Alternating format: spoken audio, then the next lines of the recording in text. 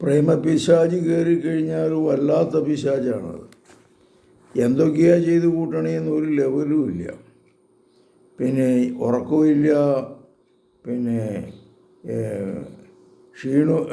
ഭക്ഷണവും ഇല്ല. എങ്ങനെയെങ്കിലും ഭ്രാന്ത് പിടിച്ച മാതിരി ഓടി നടക്കണ മാതിരിയാണ്. വ്യക്തിത്വത്തിൻ്റെ തന്നെ വല്ലാത്ത ഒരു അവസ്ഥയിലേക്ക് മാറുകയാണ് ചെയ്യണത് ഈ പ്രേമപിതാവ്.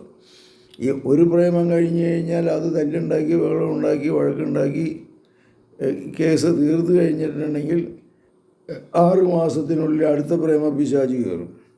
അപ്പോൾ ഒന്നിൽ നിന്ന് വേറൊന്നിലേക്ക് മാറിക്കൊണ്ടിരിക്കും ഇത്.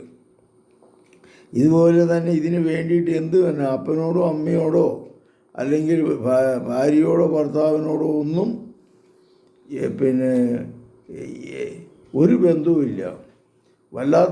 വല്ലാത്ത ഭ്രാന്തായിരിക്കും ഇതിൻ്റെ പുറകെ. ഒരു ചെറുക്കനായാലും പെണ്ണായാലും, ചെറുക്കനാണെങ്കിൽ ഇതിൻ്റെ പുറകെ നടപ്പ് തന്നെ. ഇങ്ങനെ മണം പിടിച്ച് നടക്കണ മാതിരിയുള്ള ഭ്രാന്താണ്.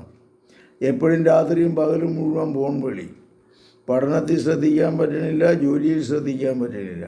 പെണ്ണാണെങ്കിൽ ആകെ അപ്സെറ്റായിരിക്കും, ഉറക്കമില്ല, അസ്വസ്ഥയില്ല. ഇങ്ങനൊരു വല്ലാത്ത അവസ്ഥയാണ് ഈ പ്രേമപിശാച്. ഇതൊരു വല്ലാത്ത പൈശാചിക ബന്ധനമാണ്. ഈ ബന്ധനത്തിൽ നിന്ന് മോചനം കിട്ടണമെങ്കിൽ ദൈവിക ചിന്തയിലേക്ക് വരണം.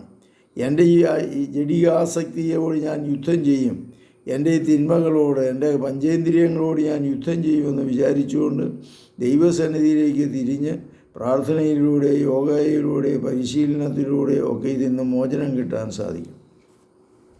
പ്രേമബന്ധത്തിൽ നിന്ന് വിഷമം വേണ്ടി വന്നാൽ ചില മെഡിസിനോടൊക്കെ കഴിക്കേണ്ടി വരും. വല്ലാത്ത ഇതാണ്. ചിന്ത അങ്ങോട്ട് പറ്റുന്നില്ല എങ്കിൽ അപ്പോൾ സൈക്കാട്രിസ്റ്റിനെ കണ്ട് ഇച്ചിരി മരുന്നും കഴിക്കേണ്ടി വരും. കർത്താവേ, പ്രേമപിശാചിൽ നിന്ന് ഇവരെ മോചിപ്പിക്കണമേ. ഇവരുടെ വൈകല്യങ്ങളിൽ നിന്ന് മോചിപ്പിക്കണമേ. നല്ലൊരു ജീവിതം നയിക്കുവാൻ കർത്താവ് നിങ്ങളെ സഹായിക്കട്ടെ. ഈ വൈകാരിക പ്രേമബന്ധത്തിൽപ്പെട്ടവരെ കൗൺസിലിങ്ങിലൂടെയൊക്കെ മാറ്റിയെടുക്കാൻ സാധിക്കും. ഇങ്ങനെ അസ്വസ്ഥ അനുഭവിക്കുന്ന മക്കൾ ഫോൺ നമ്പറിൽ വിളിക്കുക, 9447465414. കർത്താവേ, മക്കളുടെ എല്ലാവിധ ബന്ധനത്തിൽ നിന്ന് മോചനം നൽകണമേ. പ്രേമബന്ധം എല്ലാവിധ വൈകല്യങ്ങളിൽ നിന്ന് മോചനം നൽകണമേ. അതിൽ നിന്നുണ്ടായുള്ള ആഘാതത്തിൽ നിന്ന് മോചനം നൽകണമേ.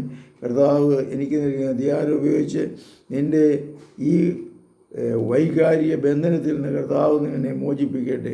പരിശുദ്ധ പരമദിവ്യകാരുണ്യത്തിന് എന്നേരവും ആരാധനയും സ്തുതിയും പുകഴ്ചയും ഉണ്ടായിരിക്കട്ടെ. ഈശോ മിശിഹായ്ക്കും സ്തുതിയായിരിക്കട്ടെ.